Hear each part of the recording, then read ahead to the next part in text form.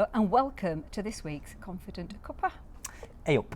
So Steve, what are we talking about this week? Talking about whether you should use a quote from somebody else in your presentation, either at the beginning perhaps to get them in the room, or somewhere during the presentation to get their attention again. Well, I would say yes, we should. Yes, because I read online recently, somebody said, oh, you should never use somebody else's quote in your presentation.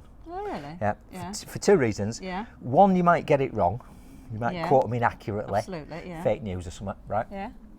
But two, it's not your stuff, so you need to talk about your own stuff. So I don't know what you think about that, but I think a belting quote's great. You don't necessarily have to learn it. I've come across two here recently because I collect them, right? Because I think they're great ways to get people in the room, right? Yeah. So I might put this on a flip chart at the beginning of a session, training session, or you might put it on a slide at the beginning of a presentation. This one's from somebody called Rory Sutherland, and it's from a book called Life Lessons from an Ad Man. So I suppose it's like Mad Men and all that, right?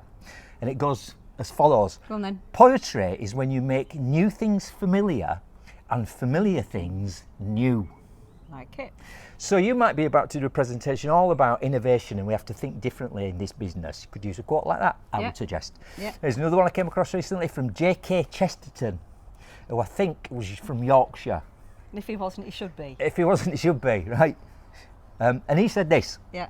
We are perishing for want of wonder, not for want of wonders. Great. That's how little kids think, isn't it? So again, great quote to use when you're talking about we need to think about things differently. So three things. Yeah. If I can remember them all in the right order. Go on then. Does it matter because we're not perfect? Yeah. So that is my point actually. So if this person that mentioned about getting it wrong or misquoting, does it really matter? Probably not. It's not about being perfect. Makes you a person. The second thing is there's some fantastic quotes, and a lot of people are certainly better than me at describing things or getting things from their point of view. Brighter people so than why us not sat at this use table. their ideas? Yeah. And as long as you acknowledge who they are. Yeah. Then the third thing is a quote's a really good way, isn't it, to bring a conference together, or just to say this is our topic for today, this is our theme. Yeah, like, you don't even have to read it out. Yeah, like on the workshop we have the sticker rock and say what's the theme that runs through your sticker lock, Blackpool all the way through. Yeah, sure. Got really itchy nose. Scratch it then. Yeah. Anyway, it must be because it's such a beautiful day, hay fever or whatever, right? However, sometimes it's quite nice to learn a quote because you're going to use it more than once, perhaps. Yes. So we're putting a bit of effort in. I've got a few, but here's one of my favourites. Yeah.